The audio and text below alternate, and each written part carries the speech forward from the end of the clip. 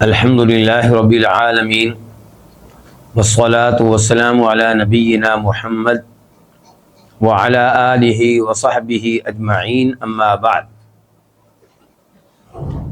آج ہم ہیں الدرر البہیہ کے ساتھ فقہی احکام و مسائل پہ مشتمل امام شوکانی رحمہ اللہ کی عظیم الشان کتاب، اور اس میں اندرونی طور پہ بہت سی کتب ہیں، بہت سے ابواب ہیں۔ آج ہم پڑھنے لگے ہیں ولیمہ کے بارے میں۔ ولیمہ کہتے کس کو ہیں؟ خود امام شوکانی رحمہ اللہ اپنی ایک کتاب میں واضح کرتے ہیں کہ ولیمہ اس دعوت کو کہتے ہیں جس کا تعلق شادی سے ہو۔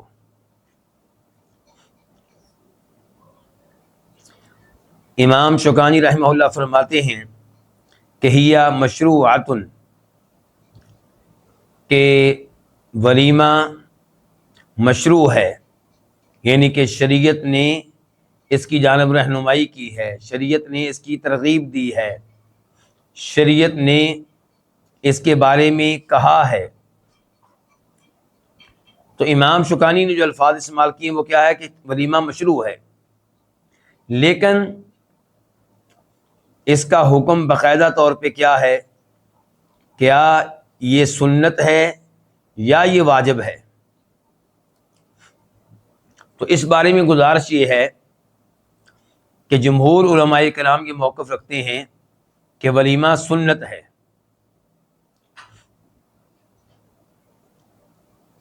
دوسرا موقف یہ ہے کہ ولیمہ واجب ہے، اور یہ موقف امام احمد رحمہ اللہ کا ہے ایک روایت کے مطابق، اور شافعی مسلک کا ایک قول یہی ہے کہ ولیمہ واجب ہے۔ اس کا مطلب یہ ہوا کہ شافعیوں کا ایک قول یہ ہے کہ ولیمہ سنت ہے، شافعیوں کا دوسرا قول یہ ہے کہ ولیمہ واجب ہے۔ واجب کا قول امام احمد کا ہے ایک روایت کے مطابق۔ اس کا مطلب یہ ہے کہ امام احمد کا جو مشہور موقف ہے، جو مشہور روایت ہے، ان کے مطابق کیا ہے؟ سنت ہے، اور ان سے جو دوسری روایت ہے اس کے لحاظ سے یہ واجب ہے۔ شافعیوں کی طرف آ جائیں تو ایک قول یہ ہے ان کے نزدیک یہ سنت ہے، دوسرا قول یہ ہے کہ واجب ہے۔ اب بتائیں عام جو شافعی ہے وہ بیچارہ یہاں پہ کیا کرے، اور عام جو حنبلی ہے وہ کیا کرے؟ کس روایت کو لے، کس روایت کو نہ لے؟ عام شافعی کون سا قول لے، کون سا قول نہ لے؟ تو ممکن ہے کہ آپ لوگ کہیں کہ اس میں ٹینشن لینے والی کون سی بات ہے؟ شافعیوں نے اپنے مسلک میں بڑی محنت کی ہے، اور انہوں نے واضح کر دیا ہے کہ کون سا قول لینے والا ہے، کون سا نہیں لینے والا۔ حنابلہ نے بھی بڑی محنت کی ہے، انہوں نے واضح کر دیا ہے کہ امام احمد کی کون سی روایت لینے والی ہے، کون سی روایت نہیں لینے والی، کون سی راجح ہے، کون سی راجح نہیں ہے۔ تو پھر میں آپ سے یہ سوال کروں گا کہ راجح کس نے قرار دیا؟ امام احمد نے خود تو اپنی ایک روایت کو راجح قرار نہیں دیا، بعد والوں نے راجح قرار دیا نا۔ تو اس کا مطلب یہ ہے کہ جو مقلد ہے وہ پہلے تو امام احمد کی روایات ڈھونڈے، اور پھر ان کتب کو ڈھونڈے جن میں واضح کیا گیا ہے کہ کس مسئلے میں امام احمد کی کون سی روایت لینی ہے۔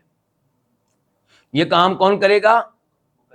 مقلد، عام آدمی، جس کے بارے میں کہتے ہیں کہ قرآن و حدیث سے مسئلے اخذ نہیں کر سکتا وہ، کیونکہ وہ کیا ہے؟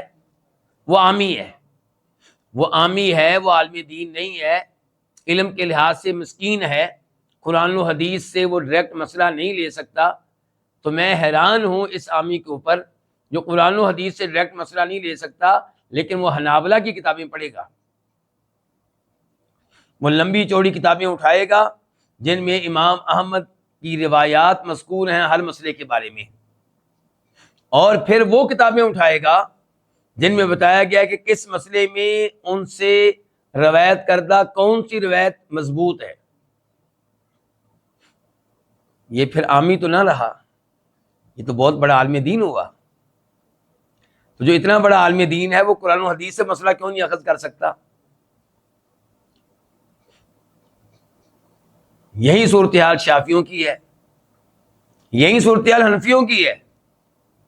بہت سے مسائل میں فقہ حنفی کے علماء کرام امام ابو حنیفہ رحمہ اللہ کا قول نہیں لیتے، ان کا فتویٰ نہیں لیتے، وہاں پہ ان کے کسی نہ کسی شاگرد کا فتویٰ لے لیتے ہیں۔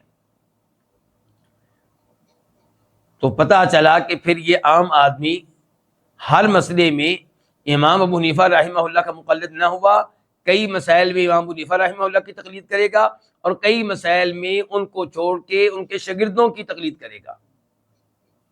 اچھا، یہ عام آدمی کو کون بتائے گا کہ یہاں پہ امام ابو حنیفہ رحمہ اللہ کا فتویٰ لینے والا ہے اور یہاں پہ نہیں لینے والا؟ آپ کہیں گے عام آدمی خود ہی معلوم کرے گا، پھر تو یہ عام آدمی نہ رہا، ایک بہت بڑا عالم دین ہے پھر تو یہ،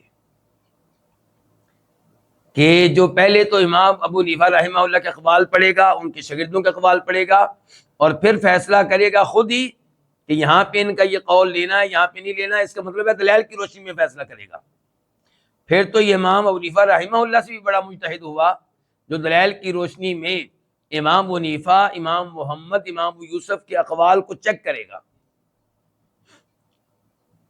اور اگر آپ یہ کہتے ہیں کہ نہیں، یہ عام آدمی کام نہیں کرے گا، یہ کام ہو چکا ہے، تو پھر یہ عام آدمی امام ابو حنیفہ رحمہ اللہ کا مقلد نہ ہوا، یہ مقلد اس آدمی کا ہوا جو یہ کام کر چکا ہے، جس نے چیکنگ کی ہے ان بزرگوں کے اقوال کی۔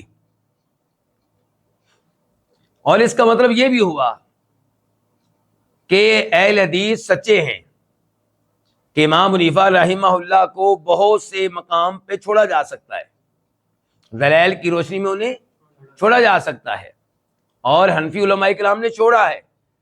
تو پھر اسی لیے تو ہم کہتے ہیں کہ قرآن و حدیث کی طرف آ جاؤ۔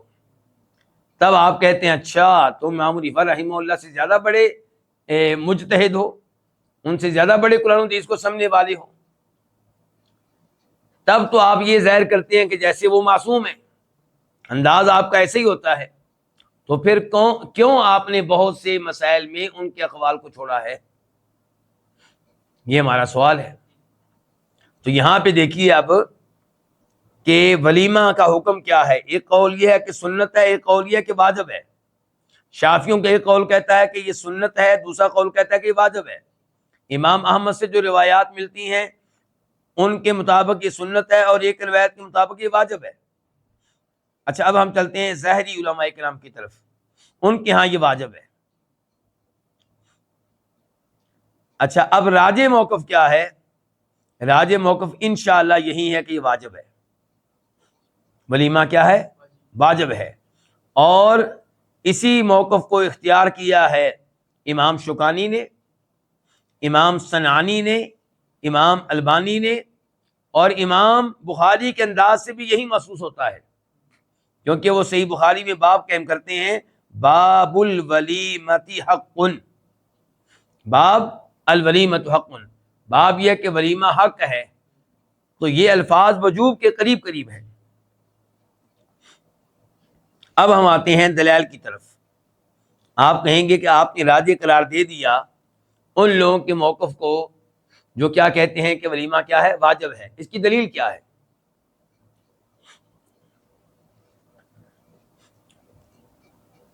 امام بخاری اور امام مسلم روایت کرتے ہیں انس بن مالک رضی اللہ عنہ سے، اور اس حدیث کا صحیح بخاری میں نمبر ہے 5148 5148، اور مسلم شریف میں اس کا نمبر ہے 1427 1427، کہ نبی علیہ الصلوۃ والسلام نے عبد الرحمن بن عوف رضی اللہ عنہ پہ زردی کا نشان دیکھا۔ میں چاہوں گا کہ یہ حدیث پوری آپ کے سامنے رکھوں۔ پوری حدیث اس طرح ہے کہ عبد الرحمن بن عوف رضی اللہ عنہ اور دیگر مکہ کے مسلمان ہجرت کر کے جب مدینہ پہنچے تو آپ علیہ الصلوۃ والسلام نے مہاجرین و انصار کے مابین بھائی چارہ قائم کیا، ایک انصاری اور ایک مہاجر کو آپس میں بھائی بھائی بنا دیا، تاکہ یہ مہاجرین جو مکہ سے آئے ہیں اپنا کاروبار چھوڑ کر، اپنی جائیداد چھوڑ کر، اپنی پراپرٹی چھوڑ کر، اپنے گھر چھوڑ کر انصاریوں کے ذریعے ان کو کچھ نہ کچھ مدد مل جائے۔ عبد الرحمن بن عوف رضی اللہ عنہ کا بھی ایک انصاری کو بھائی مقرر کر دیا گیا۔ وہ انصاری اتنا اچھا تھا کہ اس نے عبد الرحمن بن عوف سے کہا کہ میری 2 بیویاں ہیں، آپ انہیں دیکھ لیں، جو بیوی آپ کو پسند آتی ہے میں اس کو طلاق دے دیتا ہوں، آپ اس سے شادی کر لیں۔ اس سے بڑا قربانی کا کوئی نمونہ ملے گا؟ کتنی بڑی قربانی ہے۔ اور کہا کہ میرا مال، اس کے بھی ہم 2 حصے کر لیتے ہیں، آدھا حصہ آپ کا، آدھا حصہ میرا۔ آج سگا بھائی سگے بھائی کو 1 روپیہ دینے کے لیے تیار نہیں ہے، اور 1 انچ زمین، 1 اینٹ کے برابر زمین کی وجہ سے بھائی بھائی کو قتل کر دیتا ہے۔ اور وہاں پہ نبی علیہ الصلوۃ والسلام نے اسلام کی بنیاد پہ، ایمان کی بنیاد پہ مسلمانوں کے مابین اتنا مضبوط رشتہ قائم کیا ہے کہ عبد الرحمن بن عوف کے بھائی، یعنی کہ مواخات کے لحاظ سے انصاری بھائی سعد بن ربیع، وہ کہتے ہیں کہ میری 2 بیویاں ہیں، آپ دیکھیں جو آپ کو پسند ہے میں اس کو طلاق دوں گا۔ یہ نہیں کہا کہ جو مجھے پسند ہے میں رکھ لوں گا، دوسری کو طلاق دے دیتا ہوں۔ اور زمین جائیداد کہہ رہے ہیں کہ آدھی آپ کی آدھی میری۔ اچھا، انصاری کا جذبہ دیکھیں تو آگے سے عبد الرحمن بن عوف کی خودداری کو بھی دیکھیں، وہ بھی لینے کے لیے تیار نہیں بیٹھے ہوئے۔ وہ کہتے ہیں کہ اللہ تعالیٰ آپ کے مال میں، آپ کے اہل و عیال میں برکتیں ڈالے، بس آپ مجھے اتنا بتا دیں مارکیٹ کدھر ہے، منڈی کہاں پہ ہے۔ انہوں نے بتایا کہ منڈی فلاں جگہ پہ ہے۔ عبد الرحمن بن عوف پہلے دن گئے، کچھ نہ کچھ کمایا، پھر جانے لگے، اور پھر اس لائق ہوئے کہ کسی انصاری لڑکی سے شادی کر سکیں، یعنی کہ شادی پہ خرچہ ہے، حق مہر ادا کرنا ہے۔ تو یہاں پہ وہ شادی کر چکے ہیں، اور نبی علیہ السلام نے ان کے کپڑوں پہ زردی کا نشان دیکھا ہے، جبکہ زردی کے نشان کا مطلب یہ ہے کہ یہ رنگ تو عورتیں استعمال کرتی ہیں۔ تو آپ کا سوال یہ تھا کہ عبد الرحمن بن عوف آپ کے کپڑوں پہ نشان کہاں سے لگ گیا؟ فقال، آپ نے کہا ما ھذا عبد الرحمن بن عوف، یہ نشان کیسے؟ قال یا رسول اللہ، اللہ کے رسول، انی تزوجت امرأۃ علی وزن نواۃ من ذهب، میں نے ایک عورت سے شادی کی ہے، حق مہر میں نے کیا دیا ہے؟ کھجور کی گٹلی کے وزن کے برابر میں نے سونا دیا ہے، گولڈ دیا ہے بطور حق مہر۔ یہاں پہ بھی رک جائیے، اب کیوں رکیں ہم؟ عبد الرحمن بن عوف قریشی صحابی ہیں، مکہ سے آئے ہیں جہاں پہ اللہ کے رسول رہتے رہے ہیں علیہ الصلوۃ والسلام، خاندان ایک ہے، اور عام صحابی نہیں ہے، سینئر ترین صحابی ہیں، عشرہ مبشرہ میں سے ہیں، شادی کر چکے ہیں، اور نبی علیہ السلام کو شادی پہ بلایا نہیں ہے، نکاح آپ سے نہیں پڑھوایا، اور یہاں پہ معذرت بھی نہیں کی،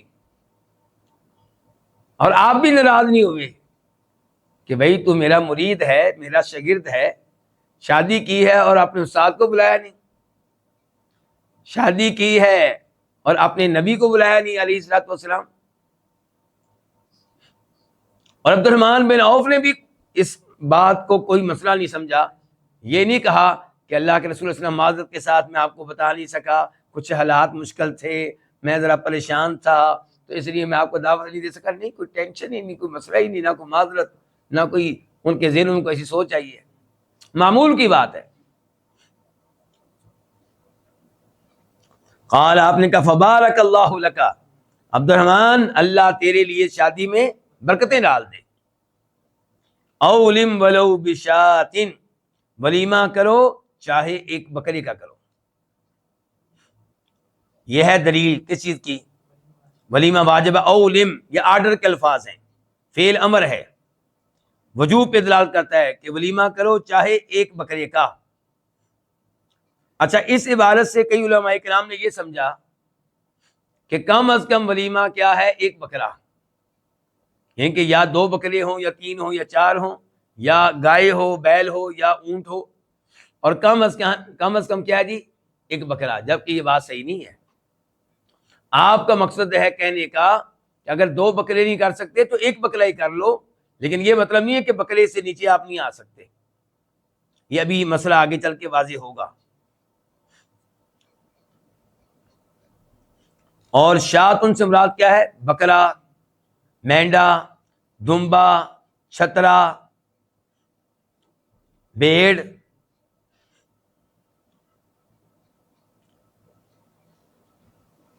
ولیمے کے موضوع پہ ایک اور حدیث آپ کے سامنے رکھنا چاہوں گا۔ اس حدیث میں صحابی کہتے ہیں ما اولم النبی صلی اللہ علیہ وسلم علی شیء من نسائہ ما اولم علی زینب اولم بشاۃ۔ آپ علیہ الصلوۃ والسلام نے جس طرح کا ولیمہ زینب بنت جہش رضی اللہ عنہا کا کیا، ایسا ولیمہ کسی اور بیوی کا نہیں کیا۔ ان کا ولیمہ کیا کیا؟ ان کے ولیمے میں ایک بکرا ذبح کیا۔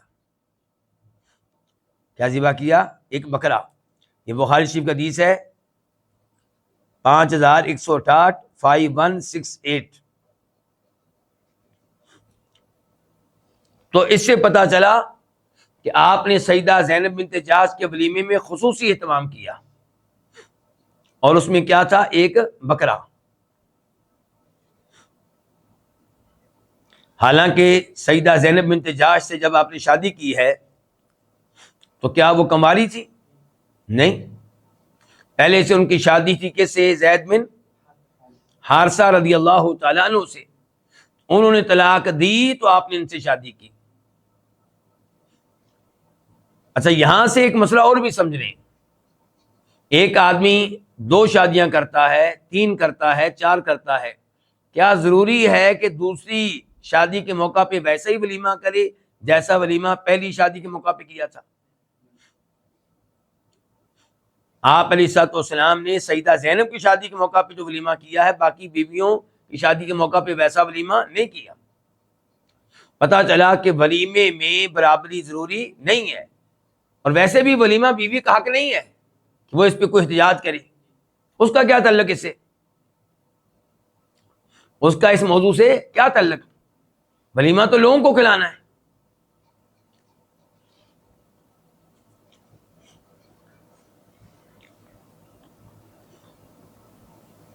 ولیمہ کے موضوع، ولیمہ کے تعلق سے ہمارا دوسرا مسئلہ امام شوکانی فرماتے ہیں وَتَجِبُ الْإِجَابَةُ إِلَيْهَا، ولیمے کی دعوت کو قبول کرنا واجب ہے۔ اس کے کیا دلائل ہیں؟ پہلی دلیل بخاری شریف کی حدیث نمبر ہے 5177 5177، اور مسلم شریف کی حدیث نمبر ہے 1432 1432۔ راوی ہیں ابو ہریرہ رضی اللہ تعالی عنہ۔ وہ کہتے ہیں کہ بئس الطعام طعام الولیمہ یدعا الیہ الاغنیاء، بدترین کھانا ولیمے کا کھانا ہے، وہ ولیمے کا کھانا جس میں مالداروں کو بلایا جائے، وَيُتْرَكُ الْمَسَاكِينَ، اور غریبوں مسکینوں کو نظر انداز کر دیا جائے۔ فَمَن لَّمْ يَأْتِ الدَّعْوَةَ فَقَدْ عَصَى اللَّهَ وَرَسُولَهُ، جو ولیمے کی دعوت میں نہ آئے اس نے اللہ اور اللہ کے رسول صلی اللہ علیہ وسلم کی نافرمانی کی۔ تو جناب ابو ہریرہ کے الفاظ سے کیا پتہ چلا کہ ولیمے کی دعوت کو قبول کرنا واجب ہے یا غیر واجب؟ وہ کہہ رہے ہیں جو ولیمے کی دعوت قبول نہیں کرتا وہ نافرمان ہے اللہ کے رسول کا علیہ الصلاۃ والسلام۔ تو پتہ چلا کہ ولیمے کی دعوت کو قبول کرنا کیا واجب ہے۔ دوسری حدیث اس موضوع پہ جسے روایت کرتے ہیں عبداللہ بن عمر رضی اللہ عنہما کہ فرمایا نبی علیہ السلام نے اذا دعی احدکم للولیمہ، جب تم میں سے کسی کو ولیمے میں بلایا جائے فَلْيَأْتِهَا، بس چاہیے کہ اس دعوت میں وہ آئے. یہ بھی آرڈر کے الفاظ ہیں. اس کا مطلب ہے کہ ولیمے کی دعوت میں حاضری ضروری ہے. بخاری شریف حدیث نمبر 5179 5179. اور اس موضوع پہ ایک اور حدیث بھی ذہن میں رکھیں جس میں فرماتے ہیں نبی علیہ الصلوۃ والسلام کہ اذا دعی احدکم فلیجب، جب تم میں سے کسی کو دعوت دی جائے تو دعوت کو قبول کرے. فإن كان صائما فليصلي، اگر وہ روزے کی حالت میں ہو تو کیا کرے؟ نمازیں پڑھے. سبحان اللہ. وہ آ کے کیا کرے؟ دعائیں کرے. یعنی کہ دعا دے دے. جن کے گھر آیا ہے، جن کی دعوت قبول کی ہے، ان کو آ کے دعائیں دے دے. کھانا روزہ نہیں توڑنا چاہتا نہ توڑے، ٹھیک ہے. وَإِن كَانَ مُفْطِرًا، اور اگر روزے کی حالت میں نہیں ہے فَلْيَطْعَمْ، پھر کھانا کھائے. یہ مسلم شریف کی حدیث ہے. تو آپ اس حدیث سے اندازہ لگا سکتے ہیں کہ جب آپ کو دعوت دی جائے کھانا کھانے کی اور خصوصاً ولیمے کی، تو آپ اس کو قبول کریں. روزے کی حالت میں ہے تب بھی آئیں، اور روزہ توڑ دیں اگر نفلی روزہ ہے.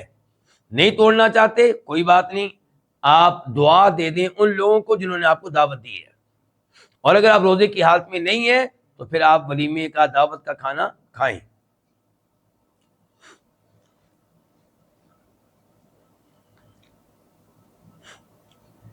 اب آپ کے سامنے پیش کرتا ہوں نبی علیہ الصلوۃ والسلام کا ایک عمل. اس حدیث کے راوی ہیں سہل بن سعد ساعدی رضی اللہ تعالی عنہ.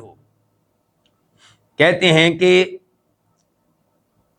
دعا ابو اسید الساعدی رسول اللہ صلی اللہ علیہ وسلم فی عرسہ. ابو اسید ساعدی نے نبی علیہ السلام کو دعوت دی اپنی شادی کے موقع پہ. وکانت امراتہ یومئذ خادمہم، اور اس دن ابو اسید ساعدی کی وائف نبی علیہ الصلوۃ والسلام کی اور مہمانوں کی کیا بنی؟ خادم بنی، خدمت کرتی رہی. دلہن ہونے کے باوجود خدمت کرتی رہی. آج دلہن سے آپ اگلے دن یہ کام لیں تو پوری زندگی احتجاج کرتی رہے گی کہ آپ نے شادی کے اگلے دن ہی مجھ سے کام کروانے شروع کر دیے تھے.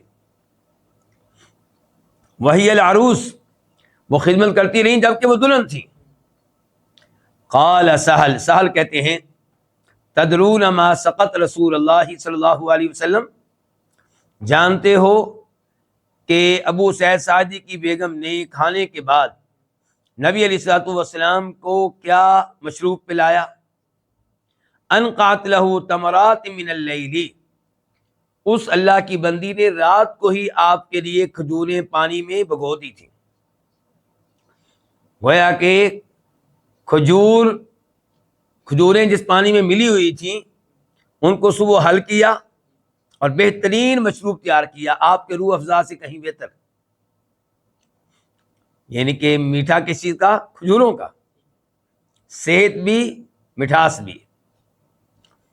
فلما اکل، جب آپ کھانا کھانے سے فارغ ہوئے تو سقط ہوئی اس نے یہ مشروب آپ علیہ الصلوۃ والسلام کو پلایا. بخاری شریف کی حدیث ہے 5176 5176. اچھا عبداللہ بن عمر کی طرف دیکھیے ذرا. وکان ابن عمر یأتی الدعوۃ فی العرس وغیر العرس وہو صائم.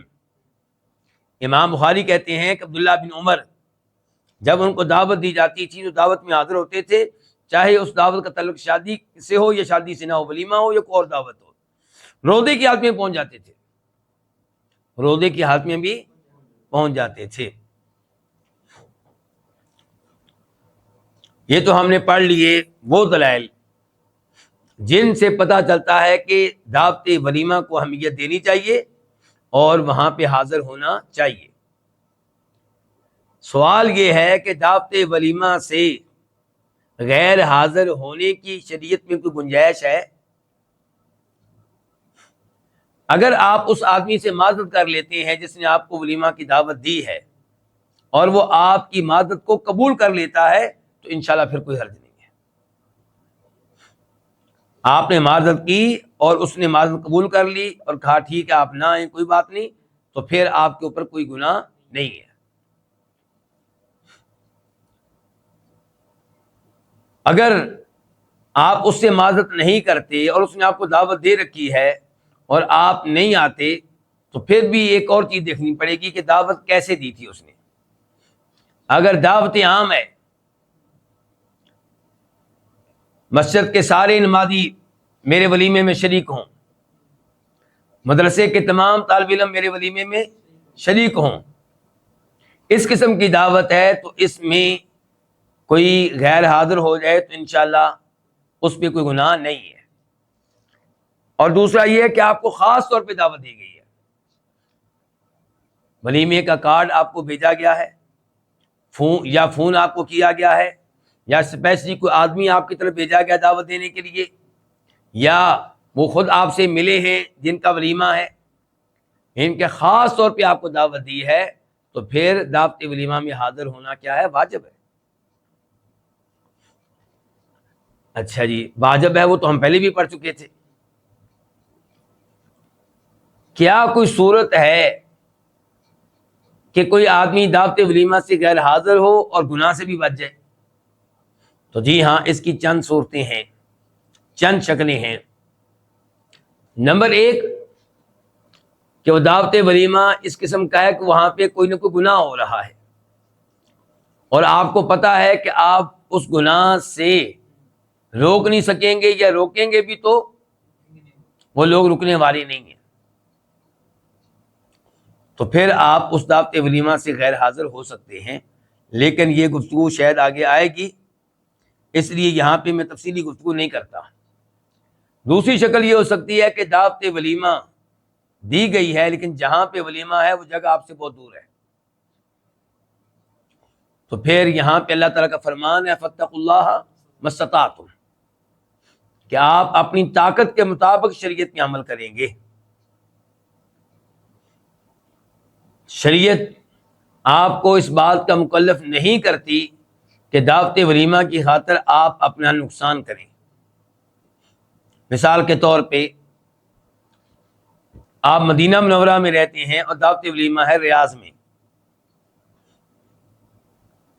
آپ اتنا لمبا آپ سفر کریں اور ٹکٹ کا خرچہ بھی برداشت کریں اور اپنے آفس سے بھی چھٹی لیں، اتنا نقصان آپ برداشت کریں، شریعت آپ کو اس بات کا مکلف اور پابند نہیں کرتی. آپ ایک ملک سے دوسرے ملک میں دعوت ولیمہ میں جائیں، شریعت آپ کو اس بات کا پابند نہیں کرتی. یا آپ کے شہر میں ہی ولیمہ ہے لیکن آپ کو معلوم ہے کہ اگر میں ولیمہ میں گیا تو جاب سے کیا ہو جائے گی؟ چھٹی، مجھے نوکری سے فارغ کر دیا جائے گا، تو پھر شریعت آپ کو پابند نہیں کرتی کہ آپ اپنے آپ کو نقصان میں اس حد تک نقصان میں ڈالیں. یا آپ بیمار ہیں تو پھر بھی آپ کے پاس شرعی عذر ہے جس کی وجہ سے آپ دعوت ولیمہ سے غیر حاضر ہو سکتے ہیں. یا آپ کو کوئی اور شدید قسم کا خطرہ اور خوف ہے تو پھر بھی آپ دعوت ولیمہ سے غیر حاضر ہو سکتے ہیں.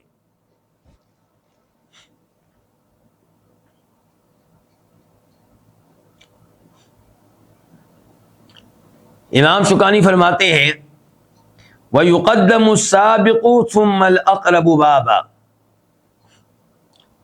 جو سبقت لے جانے والا ہے اس کو ترجیح دی جائے گی، پھر اس کو جو دروازے کے لحاظ سے زیادہ قریب ہے. ان الفاظ کا کیا مطلب ہے جی؟ اس کا مطلب یہ ہے کہ آپ کو دو آدمیوں نے ولیمے کی دعوت دے دی، دونوں کا ٹائم ایک ہے، دونوں کا وقت ایک ہے، تو یہاں پہ آپ اس کی دعوت قبول کریں گے جس نے آپ کو پہلے دعوت دی ہے، کیونکہ جب اس نے دعوت دی تو آپ پہ واجب ہو گیا کہ اس کی دعوت کو قبول کریں. تو اب جب دوسرے نے دعوت دی ہے تو آپ پہلے ہی کسی اور کی دعوت قبول کر چکے ہیں، وہ دعوت آپ پہ واجب ہو چکی ہے، اس لیے اب آپ دوسرے آدمی کی طرف سے دی گئی دعوت کو قبول کرنے کے پابند اور مکلف نہیں ہیں۔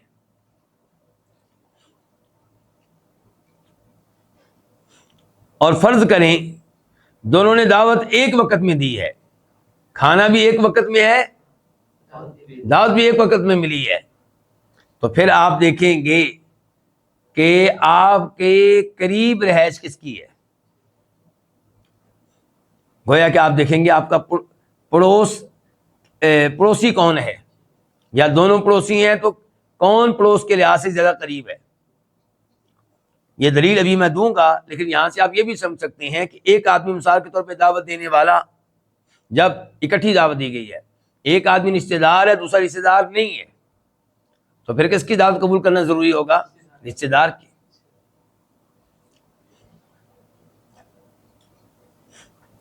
یہ بخاری شریف کی حدیث ہے، راوی بخاری شریف میں اس کا نمبر ہے 6020 سیدہ عائشہ رضی اللہ عنہا اس حدیث کی راوی ہیں، کہتی ہیں کہ میں نے کہا یا رسول اللہ، اے اللہ کے رسول، ان لی جارینی، میرے دو پڑوسی ہیں، فإلی ایہما اہدی، ان میں سے میں کس کو ہدیہ دوں، گفٹ دوں، یعنی کہ گفٹ میرے پاس ایک ہے، دو پڑوسیوں میں سے میں ایک کو دینا چاہتی ہوں، تو کس کو دوں؟ فرمایا الی اقربہما منک بابا، تو نے گفٹ اس کو دینا ہے جس کا دروازہ تمہارے گھر کے زیادہ قریب ہے۔ دیکھیے شریعت پڑوسیوں کا کتنا خیال رکھتی ہے، اور جو جتنا قریب پڑوسی ہے اس کا حق اسی قدر زیادہ ہے۔ امام شوکانی فرماتے ہیں ولیمہ کے تعلق سے آخری مسئلہ بیان کرتے ہوئے کہ ولا يجوز حضورها اذا اشتملت على معصیہ، ولیمہ میں حاضر ہونا جائز ہی نہیں ہے جب کہ وہ ولیمہ مشتمل ہو کسی معصیت پہ، کسی نافرمانی پہ، کسی گناہ پہ۔ یہ وہ بات ہے جس کو ہم لوگ بھول جاتے ہیں شادی کے موقع پہ، بس ہم نے یہ دیکھنا ہوتا ہے کہ میرا وہ رشتہ دار کہیں ناراض نہ ہو جائے، میں ولیمہ میں نہ گیا تو ناراض ہو جائے گا، میرا وہ دوست ناراض ہو جائے گا، میرا وہ پڑوسی ناراض ہو جائے گا، رشتہ دار ناراض ہو جائے گا، اور اللہ کی ناراضگی کی طرف ہم نہیں دیکھتے۔ یہ دیکھیے یہاں پہ حدیث ابن ماجہ کی ہے، نمبر ہے 3359، 3359، راوی ہے امیر المؤمنین جناب علی رضی اللہ تعالی عنہ، کہتے ہیں صنعت طعاما، میں نے کھانا تیار کیا، فدعوت رسول اللہ صلی اللہ علیہ وسلم، اور میں نے دعوت دی نبی علیہ الصلوۃ والسلام کو، فجاء، تو آپ تشریف لائے، فرآ فی البیت تصاویر، آپ نے گھر میں چند تصویریں دیکھی، فرجع، تو دعوت کھائے بغیر واپس چلے گئے۔ کس کی دعوت قبول نہیں کی؟ سیدنا علی کی اور سیدہ فاطمہ کی، اپنی بیٹی کی۔ تو یہاں پہ میں آپ کو ایک اور حدیث کی طرف لے کر جاؤں گا، وہ بھی ابن ماجہ میں، اس سے اگلی حدیث جو ابھی آپ نے پڑھی ہے، اس کا نمبر کیا تھا؟ 3359، اب کیا ہے؟ 3360، 3360۔ ذرا یہ حدیث دیکھیے،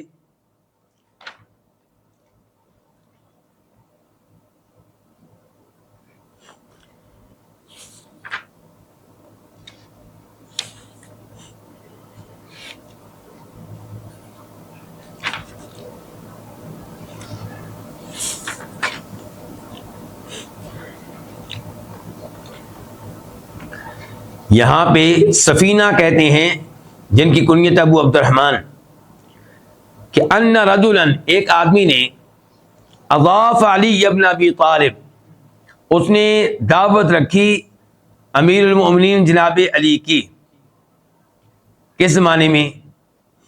نبی علیہ الصلوۃ والسلام کے زمانے میں۔ فصنع له طعاما، چنانچہ اس آدمی نے جناب علی کے لیے کھانا تیار کیا۔ فقالت فاطمہ، سیدہ فاطمہ نے کہا کہ لو دعونا النبی صلی اللہ علیہ وسلم فاکل معنا، کہ کتنا ہی اچھا ہو کہ ہم نبی علیہ السلام کی دعوت رکھیں اور آپ ہمارے ساتھ کھانا کھائیں. یعنی کہ اے علی، جس طرح اس آدمی نے آپ کی دعوت کی ہے، ایسے ہم یہاں پہ دعوت رکھتے ہیں کسی دن. کس کی؟ اللہ کے نبی علیہ السلام کی. فدعوہ، چنانچہ انہوں نے آپ علیہ السلام کو دعوت دی. فجاء، تشریف لائے. فوضع یدہ علی عضادتي الباب، آپ علیہ السلام نے اپنا ہاتھ دروازے کی دونوں چوکٹوں پہ رکھا. فرآ قراما فی ناحیۃ البیت، آپ نے ایک پردہ دیکھا گھر کی ایک جانب. فرجع، تو آپ واپس چلے گئے پردہ دیکھ کر. فقالت فاطمہ لعلی، سیدہ فاطمہ نے امیر المومنین جناب علی سے کہا، الحق، جاؤ اللہ کے نبی علیہ السلام کے پاس جاؤ. فقل لہ، آپ سے کہو، ما رجعک یا رسول اللہ، اے اللہ کے رسول آپ کیوں واپس چلے گئے؟ کس چیز نے آپ کو واپس لوٹا دیا؟ قال، تو آپ علیہ السلام نے کہا، انہ لیس لی ان ادخل بیتا مزوقا، میرے لیے، میرے شیان شان نہیں ہے کہ میں ایسے گھر میں داخل ہوں جس گھر میں دیوار پہ پردہ لٹکایا گیا ہے صرف زیب و زینت کے لیے. ایک ہے پردہ لٹکانا کوئی چیز چھپانے کے لیے، ایک ہے دیوار کو خوبصورت بنانے کے لیے چادر لگا دینا زیب و زینت کے لیے. دیوار کے اوپر کیا لگانا؟ مقصد پردہ نہیں ہے، مقصد کیا ہے؟ گھر کو خوبصورت بنانا. اس کے لیے کپڑا استعمال کرنا، قالین استعمال کرنا. تو آپ علیہ الصلوۃ والسلام اس وجہ سے واپس چلے گئے.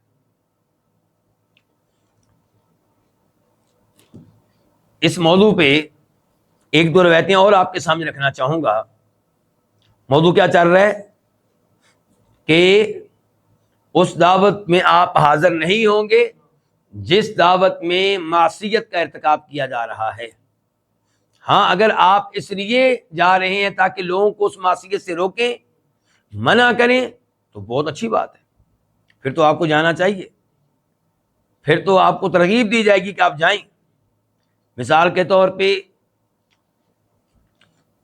فوتگی کے بعد تیجا منایا جا رہا ہے، 7واں 40واں برسی عرس، اور دعوت آپ کو بھی دے دی گئی، اور آپ یہ سوچ کے چلے گئے کہ 100 آدمی وہاں موجود ہوگا تو سب کے سامنے بیان کروں گا کہ یہ تیجا 7واں 40واں برسی غلط ہیں، یہ گناہ چھوڑ دیں، یہ دین میں اضافہ ہے، یہ بدعات ہے، اور اصل دین کے اوپر عمل کریں.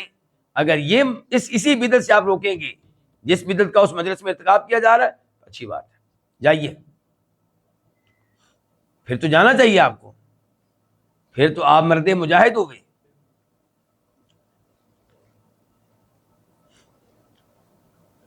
بہرحال اس موضوع پہ ایک اور روایت سنیے گا. یہ بیہقی شریف کی روایت ہے، شیخ البانی نے اس کو صحیح قرار دیا ہے. عن ابی مسعود، ابو مسعود رضی اللہ تعالیٰ عنہ، ان سے روایت ہے کہ ایک آدمی نے ابو مسعود کے لیے کھانا تیار کیا. فدعاہ، اور ان کو دعوت بھی دی. فقال، تو کہنے لگے، افی البیت صورت، کیا گھر میں کوئی تصویر ہے، کوئی مجسمہ ہے؟ جیسے ہمارے گھروں میں مجسمہ ہوتا ہے ہرن کا، شیر کا، چیتے کا، کسی انسان کا، کسی اہم شخصیت کا بت مجسمہ گھر میں نصب ہے. یعنی کہ وہ تصویریں جن کے بارے میں واضح طور پہ پتہ ہے کہ حرام ہے. ایک ہے کیمرے کی تصویر، ایک ہے موبائل کی تصویر، چلیں اس میں پھر بھی کچھ نہ کچھ اختلاف ہے، اگرچہ اس سے بھی بچنا چاہیے، لیکن یہ تصاویر تو بالکل واضح ہیں.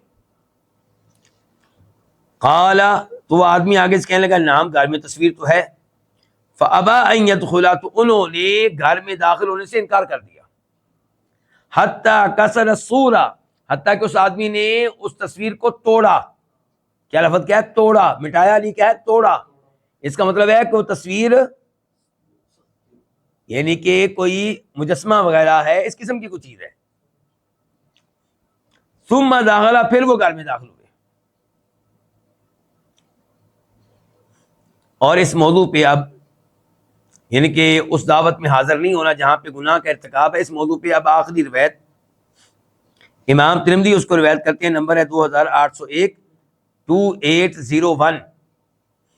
راوی ہے جناب جابر بن عبداللہ رضی اللہ تعالیٰ عنہما کہ من کان یؤمن باللہ والیوم الآخر، جس کا ایمان ہے اللہ پہ اور آخرت پہ، فلا یجلس علی مائدۃ یدار علیہ الخمر، وہ ایسے دسترخوان پہ مت بیٹھے جس دسترخوان پہ شراب گھمائی جا رہی ہے، شراب پیش کی جا رہی ہے، یعنی کہ یہ شراب پینے والا نہیں ہے، نہ ہی اس کا پینے کا ارادہ ہے، لیکن اس مجلس میں شراب پی جا رہی ہے، آپ کو ایسی دعوت قبول کرنے کی اجازت نہیں ہے۔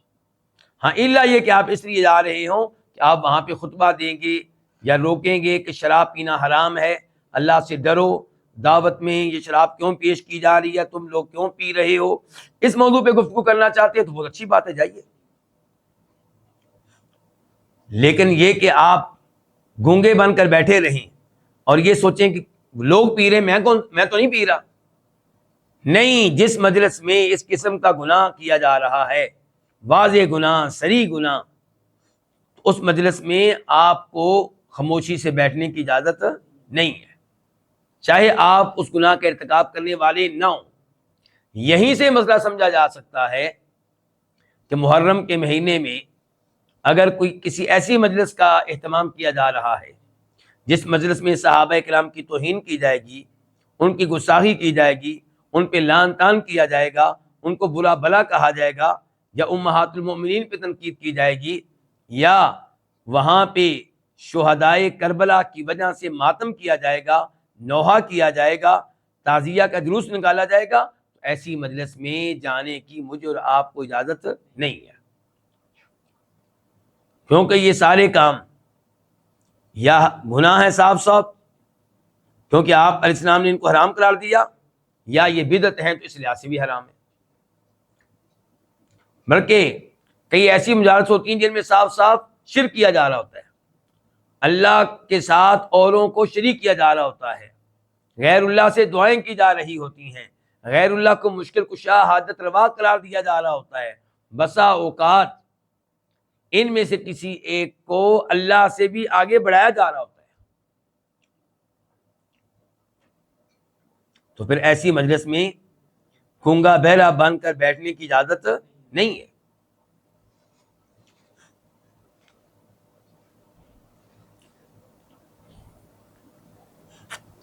امام شوکانی نے ولیمہ کے تعلق سے جو مسائل بیان کرنا تھے بیان کر دیے، اب ایک دو مزید مسائل ہیں جن کی طرف میں توجہ دلانا چاہوں گا۔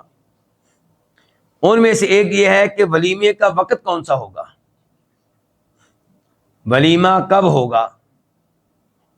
تو ولیمہ نکاح سے پہلے نہیں ہوگا، نکاح سے پہلے آپ دعوت کریں، کوئی شریعت کو اعتراض نہیں ہے، لیکن وہ ولیمہ کی دعوت نہیں ہوگی۔ مثال کے طور پہ لڑکی لڑکے والے کسی جگہ بیٹھے ہیں رشتہ طے کرنے کے لیے، تو اس موقع پہ کھانے کا اہتمام کیا جا رہا ہے، تو یہ کھانے کا اہتمام اگر لڑکے والے کر رہے ہیں یا لڑکی والے کر رہے ہیں لیکن ان کے اوپر بوجھ نہیں ڈالا گیا، وہ اپنی خوشی سے ہلکا پھلکا کر رہے ہیں، تو یہ ولیمہ کی دعوت نہیں کہا جائے گا اس کو۔ ولیمہ کی دعوت وہ ہے جو نکاح کے بعد ہو، تو کس کے بعد ہو؟ نکاح کے بعد ہو۔ لیکن سوال یہاں پہ یہ ہے کہ کیا ولیمہ آپ نکاح کے بعد رخصتی سے پہلے کر سکتے ہیں، یا ولیمہ وہ ہے جو نکاح اور رخصتی کے بعد کیا جائے؟ یہ سوال ہے۔ تو اس معاملے میں پہلے تو دو احادیث آپ کے سامنے رکھنا چاہوں گا بخاری شریف کی۔ پہلی حدیث ہے 2235 2235،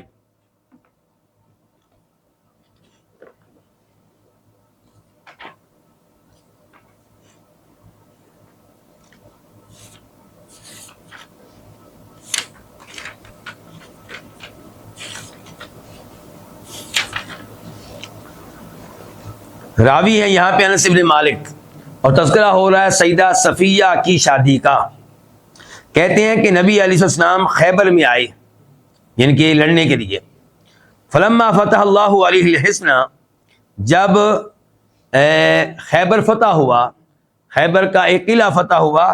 ذکر لہ جمال صفیہ بنت حیی بن اخطب، آپ کے سامنے تعارف پیش کیا گیا سیدہ صفیہ کا.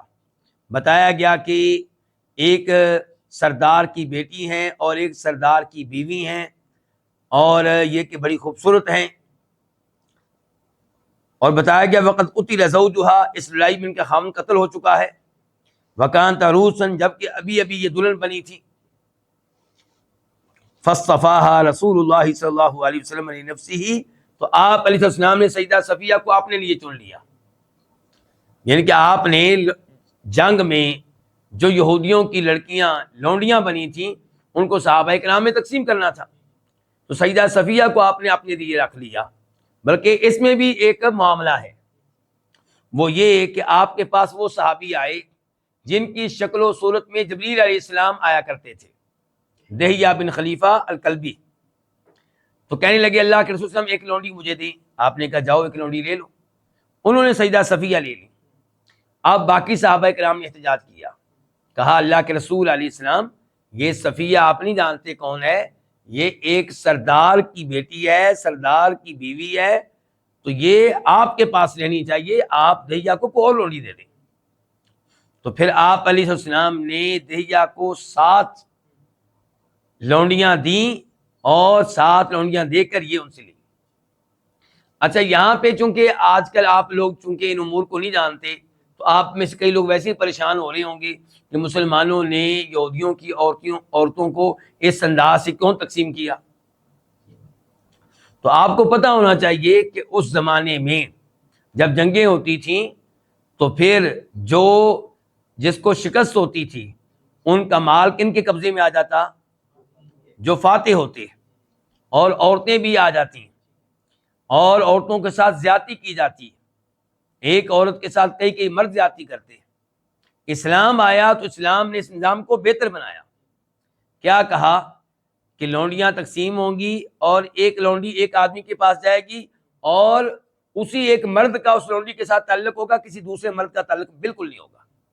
اور وہ مرد ذمہ دار ہوگا اس لڑکی کو رہائش فراہم کرنے کا اور اس کو کھانا فراہم کرنے کا اور دیگر سہولیات دینے کا. تو کیا یہ نظام بہتر نہیں ہے اس زمانے کے لحاظ سے کہ باقاعدہ اس کو ٹھکانہ مل گیا، باقاعدہ ایک گھر مل گیا؟ جبکہ پہلے کیا تھا کہ کئی مرد ایک لڑکی کے ساتھ زیادتی کر رہے ہیں. یہاں پہ پھر یہ اگلا اسلام نے قدم کیا اٹھایا کہ اگر اس سے اولاد ہو گئی اس مالک کی تو پھر یہ لڑکی اس مالک کے فوت ہونے کے بعد آزاد ہو جائے گی، پھر یہ لونڈی نہیں رہے گی کیونکہ اس کے بچوں کی ماں بن گئی ہے. تو اس کا آگے خاندان چل پڑا. دوسرے نمبر پہ آپ یہ دیکھیں کہ اسلام کیا کہتا ہے، بار بار ترغیب دیتا ہے ان لونڈیوں کو آزاد کرنے کی. مثال کے طور پہ غلطی سے کوئی بندہ قتل ہو گیا تو کفارہ کیا ہے جی، یہ غلام آزاد کریں. آپ نے قسم اٹھائی تھی مستقبل کے بارے میں کہ میں یہ کام کروں گا، پھر نہیں کر سکے، کفارہ کیا جی، یہ غلام آزاد کریں. آپ نے اپنی بیگم کو ماں بہن کہہ دیا، زہار کر دیا، کفارہ کیا جی، غلام آزاد کریں.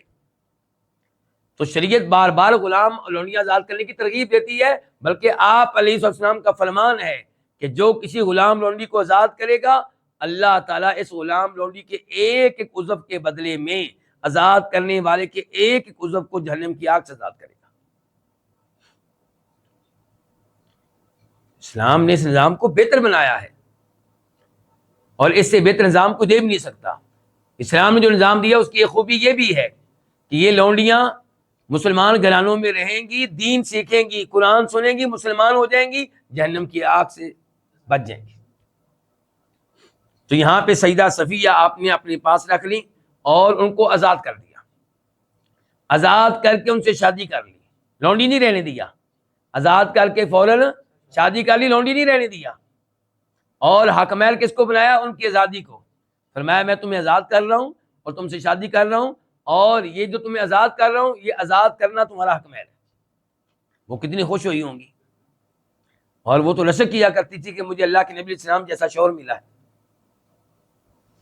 اچھا آپ دیکھیے یہ حدیث آپ کے سامنے میں کس مناسبت سے رکھ رہا ہوں، مسئلہ کیا لینا ہم نے یہاں سے، کس کو یاد ہے؟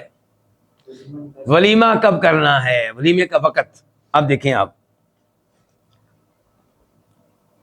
کہ آپ علیہ الصلوۃ والسلام خیبر سے نکلے، اب سیدہ صفیہ آپ کے ساتھ ہیں، یہاں تک کہ پہنچ گئے اس جگہ جس کو کہتے ہیں سد الروحا. تو وہاں پہ آ کر سیدہ صفیہ یعنی کہ انہیں ماہواری کے ایام آ گئے اور ماہواری کے ایام سے فارغ ہو گئیں، یعنی کہ اللہ کے نبی علیہ السلام کے لیے حلال ہو گئیں. اب جا کر آپ نے ان سے شادی کی اور ان کے ساتھ آپ نے یعنی کہ تعلق قائم کیا. پھر آپ علیہ الصلوۃ والسلام نے دعوت رکھی ولیمے کی، اس کے لیے چمڑے کا دسترخوان بچھا دیا گیا اور صحابہ کرام نے اس میں حصہ ڈالا. کوئی کھجوریں لے کر آیا، کوئی گھی لے کر آیا اور کوئی دیگر چیزیں لے کر آیا، تو ان کا ایک حلوہ سا تیار کیا گیا. تو یہ تھا ولیمہ آپ کا. تو انس کہتے ہیں فکانت تلک ولیمہ تا رسول اللہ صلی اللہ علیہ وسلم، یہ تھا نبی علیہ السلام کا ولیمہ علی صفیہ، سیدہ صفیہ کی شادی کے موقع پہ. تو یہ ولیمہ کب کیا گیا ہے؟ شادی اور رخصتی کے بعد، شادی اور رخصتی کے بعد. اچھا اب ایک اور حدیث دیکھیں. اب حدیث کا نمبر ہے 5466 5466.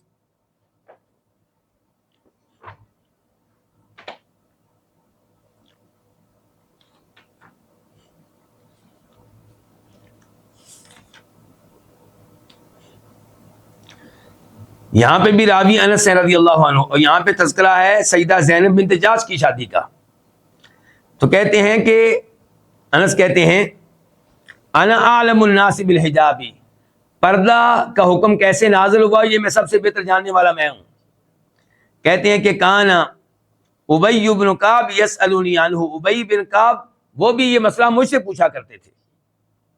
کہتے ہیں کہ اصبح رسول اللہ صلی اللہ علیہ وسلم عروسا بزینب بنت جاش، آپ نے صبح کی جب کہ آپ زینب بنت جاش کے ساتھ شادی کر کے صبح دلہا تھے. وکان تزوج بالمدینہ، اور آپ نے ان سے شادی مدینہ میں کی تھی. فجعلنا اصل الطعام بعد ارتفاع النہار، جب دن چڑھ گیا اچھی طرح تو آپ نے لوگوں کو کھانے کے لیے بلایا. تو اب اتنا کافی ہے، ورنہ حدیث تو آگے بھی ہے کہ اب یہاں پہ بھی ولیمہ کب ہوا ہے؟ نکاح تو اوپر آسمانوں سے ہو گیا تھا، اللہ نے کر دیا تھا. زوجنا کہا، اللہ نے کہا اور نکاح ہو گیا.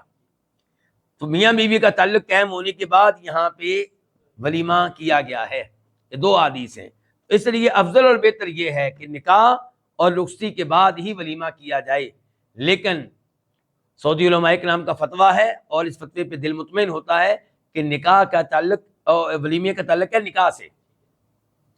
تو اس لیے اگر نکاح کے بعد کوئی ولیمہ کر دیتا ہے تو اس میں کوئی حرج نہیں ہے، بلکہ آج کل سعودی عرب میں ولیمہ ایسے ہی ہو رہا ہے. نکاح اور رخصتی سے پہلے لڑکا جو ہے وہ ولیمہ رکھتا ہے شادی حال میں، اور 40-50 کارڈ ولیمہ کارڈ وہ لڑکی والوں کو بھی دے دیتا ہے کہ آپ نے جن کو بلانا ہے بلا لیں. تو وہاں پہ دلہن پہنچ جاتی ہے، دلہن کے والدین، رشتے دار، یہ 40-50 لوگ، وہاں پہ ولیمہ کھایا جاتا ہے اور وہیں لڑکا لڑکی کو لے کر اپنے گھر میں چلا جاتا ہے. یعنی کہ وہ لڑکی لڑکے جو ہے ان کی ملاقات بعد میں ہوتی ہے اور ولیمہ پہلے ہو گیا. تو انشاءاللہ اس کی گنجائش موجود ہے. اچھا اب یہاں پہ اگلا سوال یہ ہے ولیمے کے تعلق سے کہ ولیمے میں کم از کم کیا ہونا چاہیے؟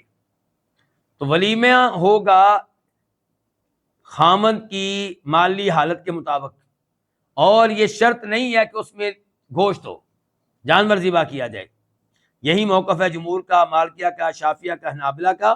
اسی لیے آپ نے دیکھا کہ نبی علیہ الصلوۃ والسلام نے سیدہ صفیہ کی شادی پہ جب ولیمہ کیا اس میں گوشت نہیں ہے، اس میں جانور ذبح نہیں کیا گیا، اس میں حلوہ سا ہے. تو اس کا مطلب یہ کہ اگر کوئی مٹھائی کھلا دے نکاح کی مناسبت سے تو یہ بھی اس کا ولیمہ کہلائے گا. کھجوریں کھلا دے تو یہ بھی ولیمہ کہلائے گا. حلوہ کھلا دے تو یہ بھی کیا کہلائے گا؟ ولیمہ کہلائے گا. اللہ رب العزت سے دعا ہے کہ اللہ تعالی ہمیں شریعت کے یہ احکام سمجھنے کی توفیق عنایت فرمائے. وصلی اللہ تعالی علی نبینا محمد وعلی آلہ وصحبہ اجمعین.